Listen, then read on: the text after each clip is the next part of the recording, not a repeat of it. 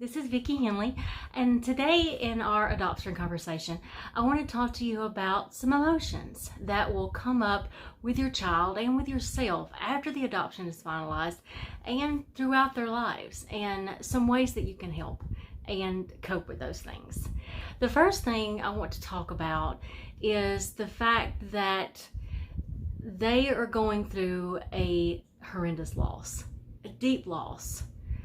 Their past, they're losing their past, they're losing their identity, and they need to be able to grieve. They need to be able to feel those things, and we don't need to take it personally, even though it is hard not to. It feels personal, but it's not personal. I felt after we adopted our daughter that her rejecting me was personal, but it wasn't. I mean, now we have got an amazing relationship, but in the beginning she was grieving. And so if they act out in anger, or if they retreat into themselves, or if they show rejection, it's not personal. They need time to deal with that loss. So know that is very likely going to happen. Next, they need to be taught that their emotions that are coming up from the loss in adoption, that it's okay to have those feelings, that those feelings are not to be ashamed of, that they're normal. And they need to know that they can trust to come to you, that you are open to them, that you are a resource that they can come to when they have questions, when they're trying to deal with these feelings. Make sure that you are open to them and you show them how they can grieve and that it is okay to grieve. Know that if they don't grieve their loss, it is going to be immensely more difficult for them to show love to you. If they have not dealt with that grief of loss, it's showing anyone else love, themselves or anyone else, is going to be so much harder. So help them along with that and understand that that is just a necessary process. Whether it happens right after the adoption or years later when they really start to understand what's going on. So that grieving process may happen later in life, or it may happen immediately. So if you need to, get professional help. You know, it's okay. If you show them that their grief, their feelings are validated, that it's nothing to be ashamed of, that you will reach out to professionals to get help if needed, then they're going to feel less ashamed about having those feelings, and they're going to know that those are normal and they're not a bad thing. So help them by getting professional help if necessary. And even yourself. I mean, if you are dealing with some issues, because you go through the honeymoon stage right after an adoption happens, but when the honeymoon is over and life starts back and the real issues come up with that, you know, any anger or loss or grieving that comes up, or things that, you know, what you thought it was going to be like, and it's then what it's really like, then you might need some counseling as well. You might need some all as an entire family. So be open to do that if needed. From the beginning, be open about the adoption. You know, have books to read to them, whether it's little children's books about adoption. Like there's one called A Mother for Coco. That is a great little book. Something that shows that adoption is a good thing. Because I've known people that have found out that they were adopted much older in life, and the feeling of betrayal and the feeling of there was something wrong with them, that why would they have lied to them and not told them the truth. In our home, we make adoption and a celebrated thing. They need to feel that they were chosen.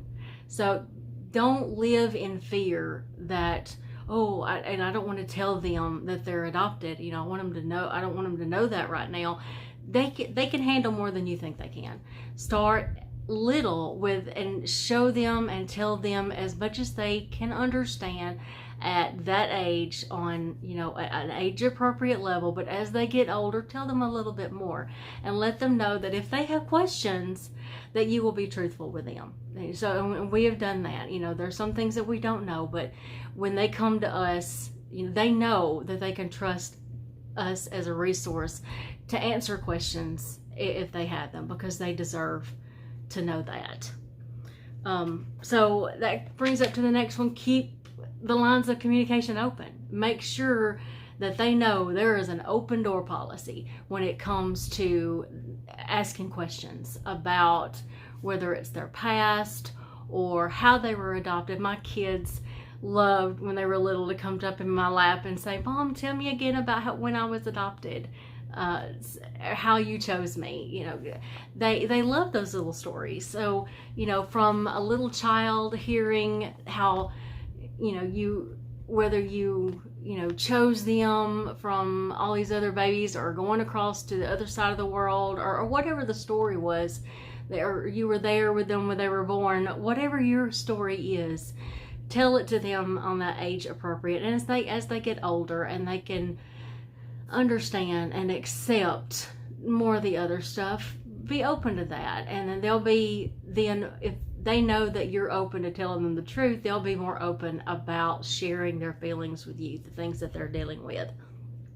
Another thing is to be around other adopted families. If you are around other people that are feeling a lot of the same things that they are, a lot of the feelings of loss and grieving, and them being able to associate with other children that are adopted, then they won't feel as alone, you know, having somebody else to talk to.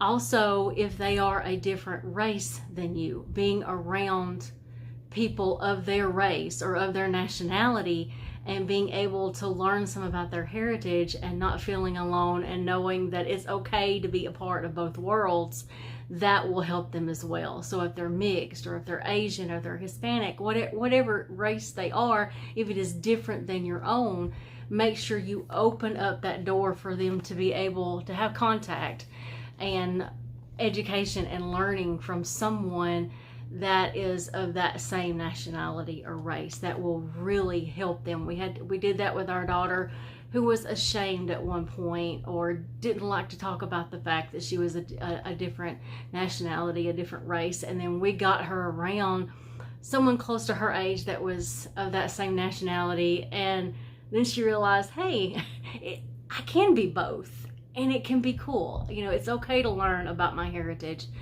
So that could be really beneficial for the child. And lastly, remember, it's okay to get help. It's okay to say, "I'm over my head." You know, that's not admitting defeat. If you're struggling with anything with your child, or emotions with yourself or your child, don't be afraid to reach out for help. I did. I was afraid to ask for help when we were going through some emotional and difficult seasons in some of the kids' lives, and I didn't want to admit that I was having a problem. I wanted them to think, "Oh, I'm super mom, I can handle all this. You know, if I adopted this child, then I should be able to handle it." No, that's not true. It is okay to reach out for help. Don't be ashamed. Don't be afraid to reach out for help, because if you help yourself, then you'll be able to help them as well. So if you have any questions about things that you can do to help through any of these emotional times, please be sure to comment below, and I will help in any way I can. We've been going through, dealing with all these emotion things for 16 years now. So if there's anything I could do to help, please let me know. Future videos, I'm going to do a video on some books that I highly recommend that you can read before adoption, while you're in the process, after adoption, to help you through some of the things that I've talked about, and even some books for kids of all different ages in the adoption community. So I hope to see you soon, and come back and visit my channel again. Till next time, bye.